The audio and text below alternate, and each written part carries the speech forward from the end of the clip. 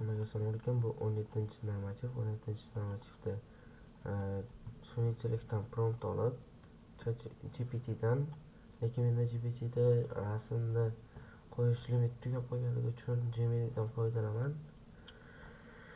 Bunga 3 minut vaqt berilgan ekan. Bizga 5 qatorli xato bilan kod beradi. O'sha kodlarni to'g'rilab yozishimiz kerak. Bo'lsa boshladik. Mana sizlar, men hozir ko'zlar yonida qo'ydim. Bu yoq ko'rinmayapti. Mana shu kodlarni shu promptga tashladim mana. Albatta hali vaqtimiz ko'p. Bu hozir menga shu kodlarni yozib beradi. Buni joylashtirib, bu yerda nuqta virgul va nuqta virgul qolib ketgan. Keyin using